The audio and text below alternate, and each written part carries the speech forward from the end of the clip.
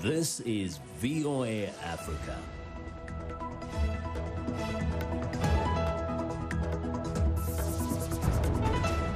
Hello, I'm Esther Githui-Ewart. It's Thursday, July 9th. This is Africa 54.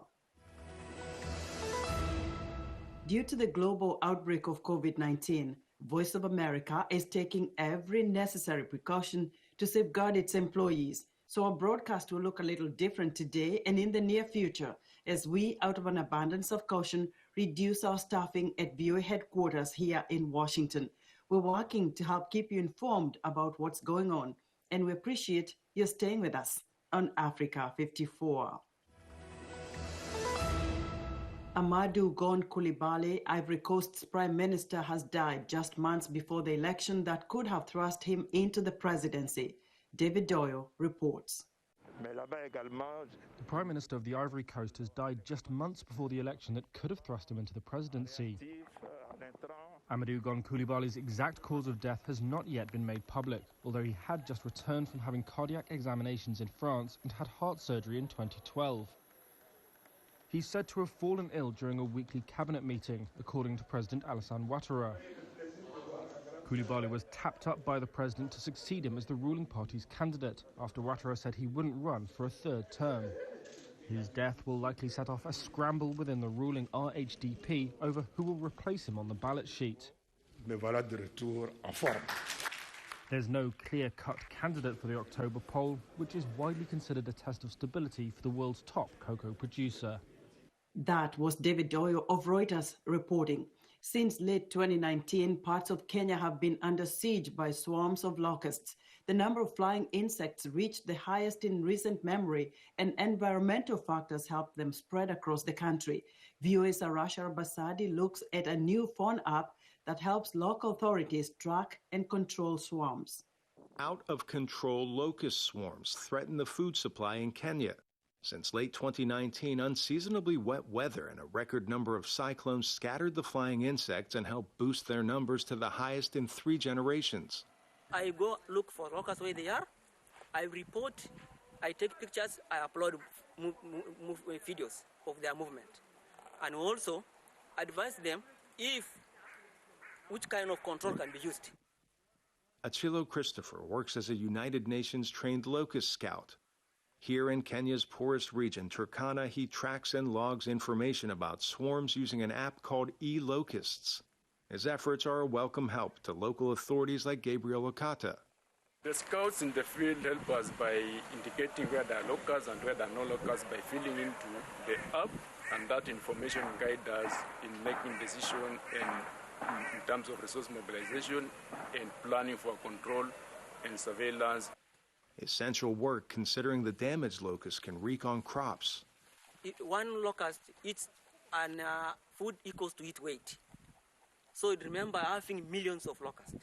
If you can even see your offer of the trees, within some time, that's all the trees are naked without the need.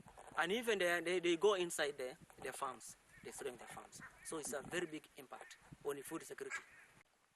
With Christopher's real-time input and that of other scouts, local authorities can plan their next courses of action in eradicating the flying grasshopper decimating Kenya's crops.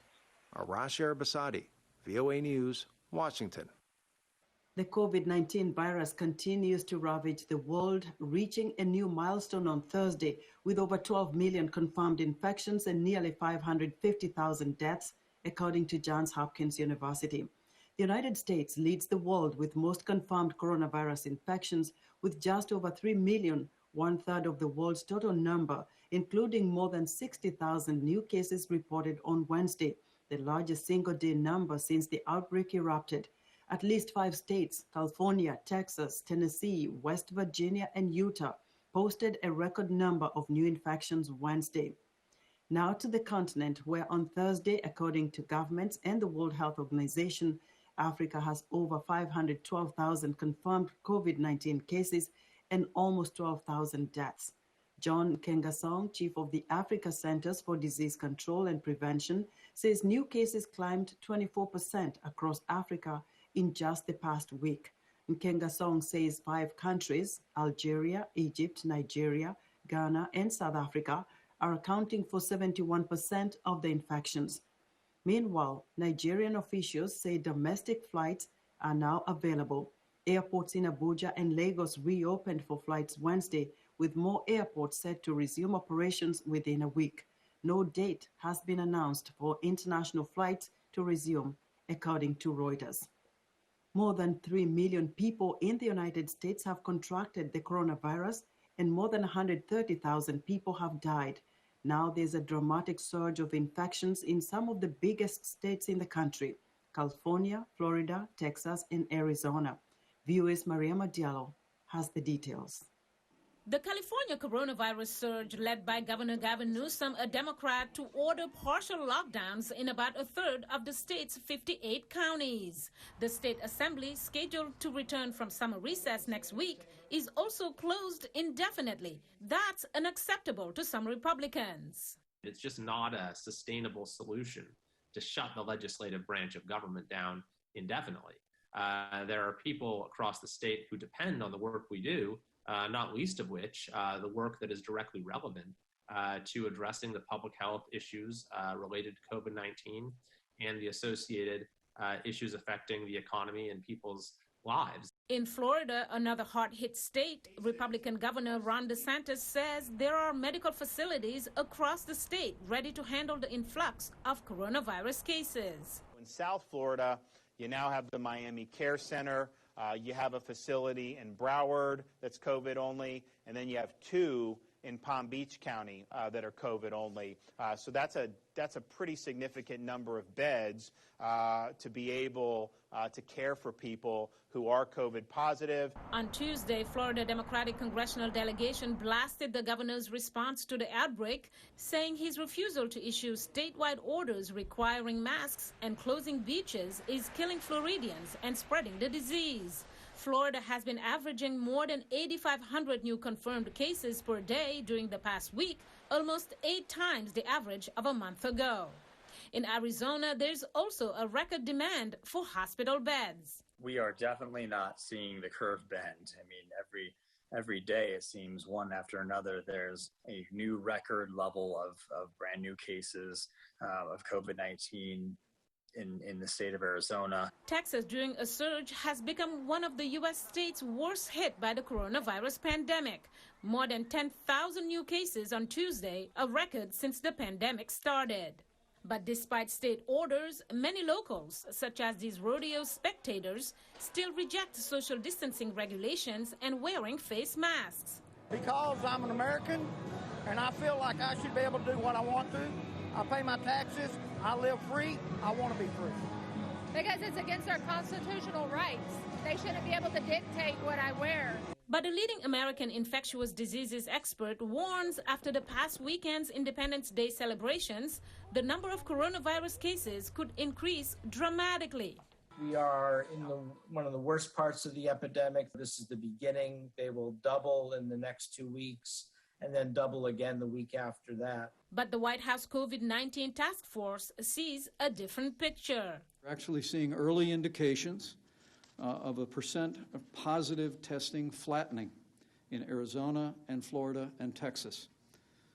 Governors in each of those states have taken strong steps to flatten the curve. Vice President Mike Pence's comments come as the U.S. Centers for Disease Control and Prevention readies to issue new guidance for reopening of schools in the fall. Mariama Diallo, VOA News, Washington. Teleworking during COVID-19 can be lonely. Online work meetings and conferences can leave workers feeling isolated and glum. Enter Goat 2 meeting, which brings people face to face with a goat, cow, sheep, or llama, each staring at you with soulful eyes. VOA's Penelope Pulu explains why these animals are attending online meetings. During the pandemic, Hoover the goat has become a welcome surprise at teleconferences. Hi, Hoover. When he came into Sweet Farm, he did not trust humans. He was in really poor health. Before the coronavirus pandemic, Hoover and the other animals greeted visitors in person at Sweet Farm, a California animal sanctuary. When COVID-19 happened we had to rethink how we were continuing to execute on our education approaches. Once the virus struck, founders of Sweet Farm, Nate Salpeter and his wife, Anne Sweet, could no longer give farm tours, which accounted for almost 70% of their revenue. So they came up with the idea to send their animal ambassadors into people's homes, virtually. The initiative is called Goat to Meeting.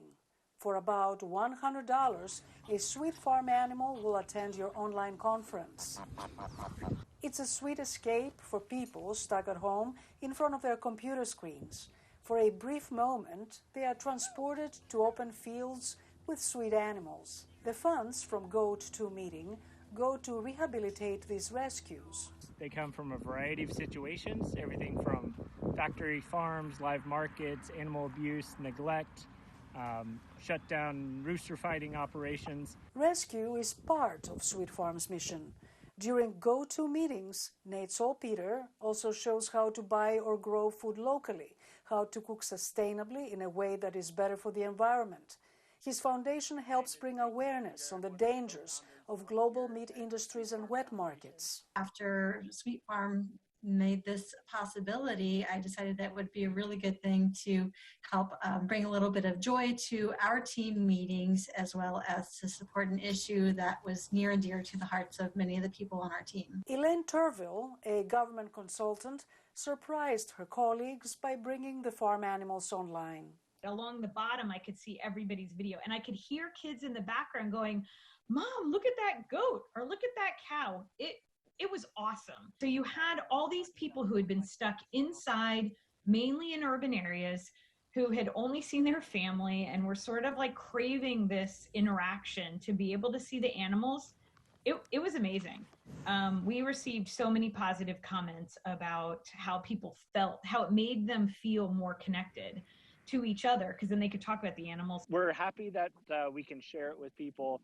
It puts smiles on people's faces. They can get out, stretch their own wings, even if it's through a video screen. Learn some things, ask their questions. It's so important that, people recognize that we're all in this together. That can't be stated enough, especially at a time like this.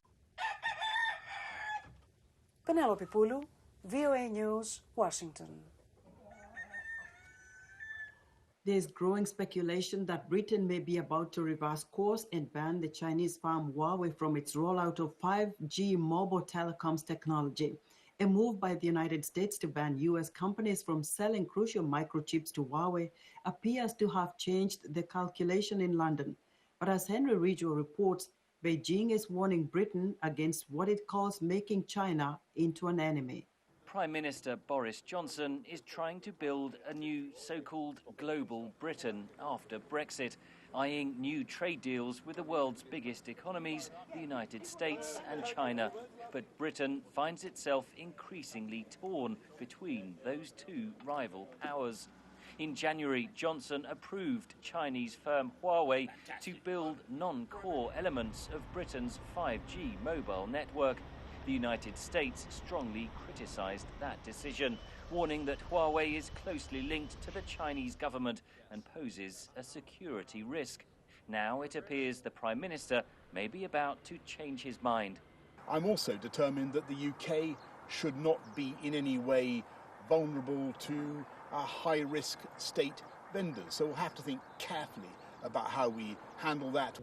What may have caused the change is the US decision in May to impose sanctions preventing American companies from supplying Huawei with chips used in 5G. Britain's National Cyber Security Centre has since warned that the US move makes Huawei technology less secure and reliable. British lawmakers opposed to Chinese involvement say the government should use the opportunity to change course. I think it gives them a way out, because it became very apparent to them that they'd got this wrong, I think, over the last few months, and that they even knew they had to change. So what's happened since, of course, since COVID and China's failure to get that under control early or to inform anybody about the nature of it and its spread, that's also persuaded people that these are not trustworthy as a government. Huawei says the United States is simply trying to crush a commercial rival. The UK has had a very long relationship with China, and I hope it's not one that they simply throw away. Just 5 years ago, then Prime Minister David Cameron hailed a new golden era in Sino-British relations. Now tensions are rising fast over Huawei, Hong Kong and COVID-19. China's ambassador to Britain issued this warning in an internet broadcast Monday. We want to be your friend. We want to be your partner. But if you want to make China a hostile country, you have to bear the consequences. A final decision on Huawei is expected before the British Parliament breaks for summer recess, July 22nd. Henry Ridgewell for VOA News, London. We're excited to hear what you think about Africa 54 and the stories we cover. Join the discussion on Facebook. The address is Africa 54. We're also streaming our broadcast live on Facebook. Please watch and share our show with your friends. Also check out our headlines 24/7 on voaafrica.com. Still to come, a new documentary sheds light on the connection between current domestic work and past slavery. We'll be right back. Hello, I'm Linor Moudou, your VOA Health correspondent. During the COVID-19 pandemic, the World Health Organization says the best way to reduce your chances of being infected or spreading coronavirus is to wear a mask to avoid breathing any small liquid droplets which may contain the virus. Regularly wash your hands with soap and water or clean your hands with an alcohol-based hand sanitizer. For more information on COVID-19, visit who.int or contact your local or national health authorities.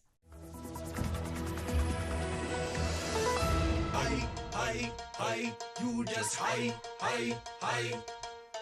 Nina ukani luka buseni, nachimweo kapena ni malaria.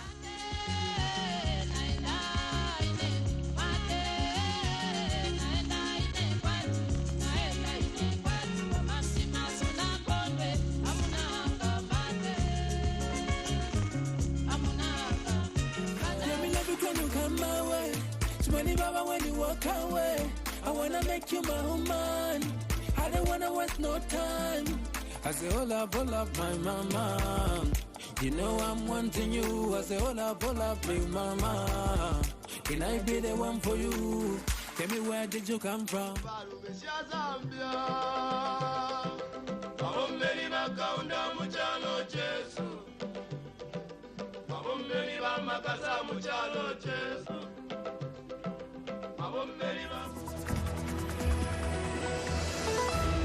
Welcome back to Africa 54. Kevin Mayer, a former executive at Disney, recently started his new role as TikTok's new CEO. He must prove to American lawmakers, regulators, and consumers that they can trust the Chinese-owned app with their data, which analysts say won't be easy. VOA's Adriana Zhang has more.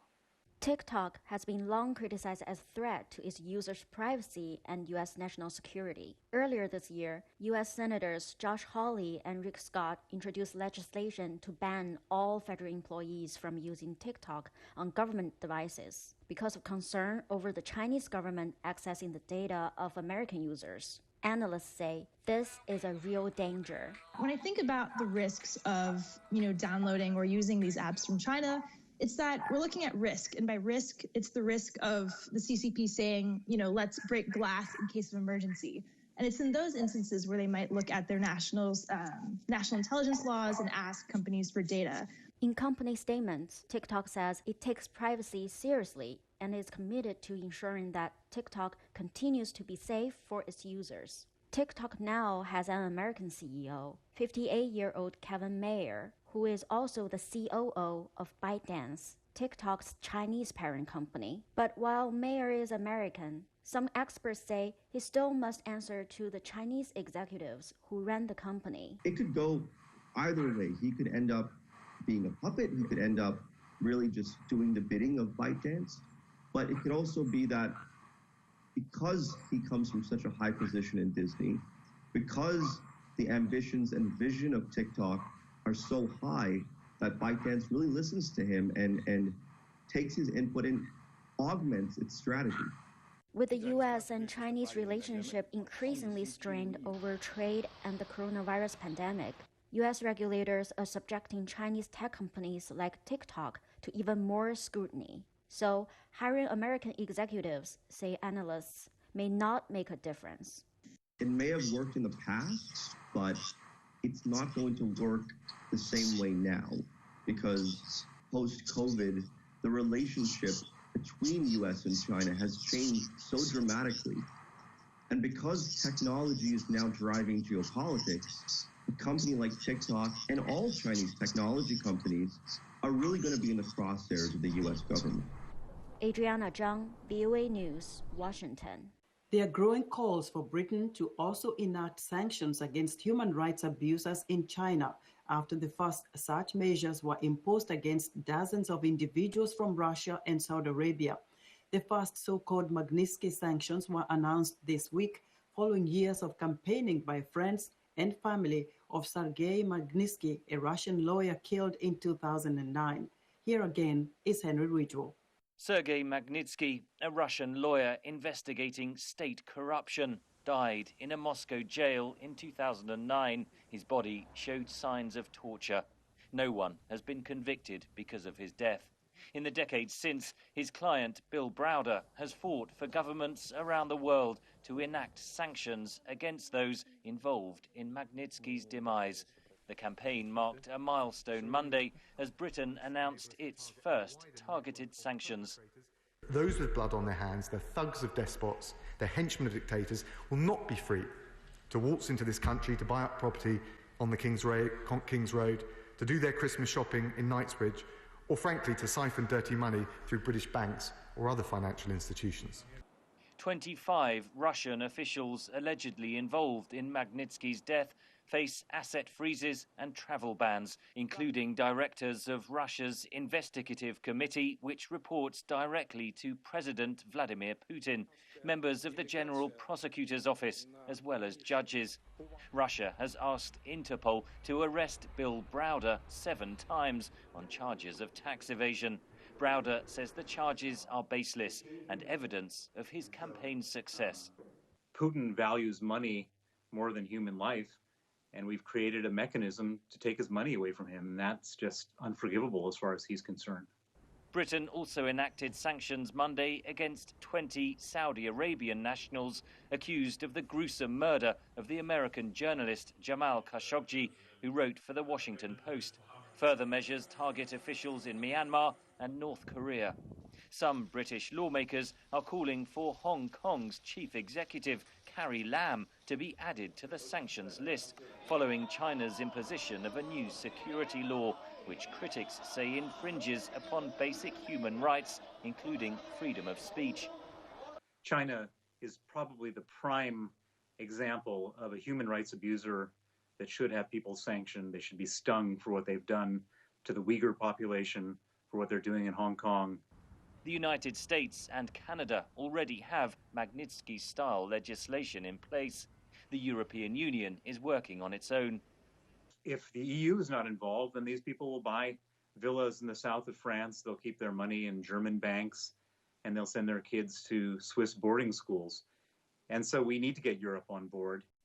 Britain says it is determined to forge a new role as a global beacon for human rights. Analysts say the measures will test Britain's clout outside the EU. Henry Ridgwell for VOA News, London.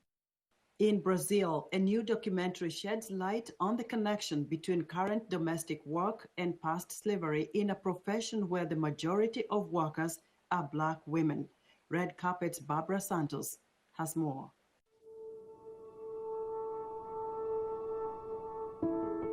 More than 6 million people are domestic workers in Brazil, most of them Black women working under precarious conditions.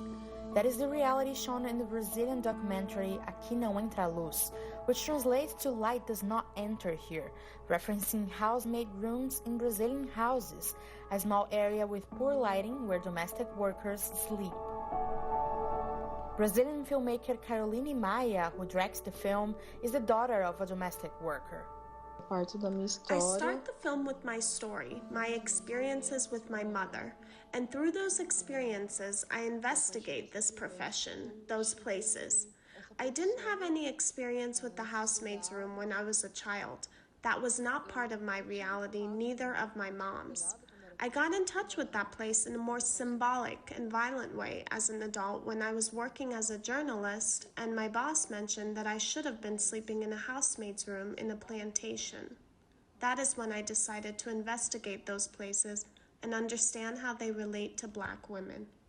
Maya's documentary traces the historical comparison between the slave cabins in past slavery plantations in Brazil with the current housemaid rooms, both of them often small, dark areas. Eu penso que também não é uma coisa que é em vão. I think those places were designed strategically, like those are places where unimportant people live, unimportant in the context of that house, that family. So for them, those are places that don't need comfort. For example, we went to former plantations that have 8 windows in a room in the main house, but the slaves' cabin had a tiny window. And that is a pattern that has been replicated until modern architecture. Então é padrão que segue sendo replicado até a arquitetura moderna. The film crew traveled across 5 states in Brazil to tell stories of domestic workers who live or have lived in a housemaid's room. The production comes after the Black Lives Matter protests around the world, but also after the death of a 5-year-old Brazilian boy who was the son of a domestic worker. He died after being left alone by his mother's employer, a story that shocked the country. Maya says crowdfunding the documentary broadens the drive against racism. Speaking up about racism is not only a Black people responsibility, it is a shared responsibility. It has to be shared with white people as well. That crowdfunding is an invite to white people to join the anti-racist fight and use their economic power to do something for the fight against racism. Crowdfunding has already raised more than $20,000 to complete the film. Bárbara Ferreira Santos, VOA News, Washington. And that's our show for today. Be sure to watch Africa 54 on our website at voaafrica.com. From all of us here in Washington, thank you for watching.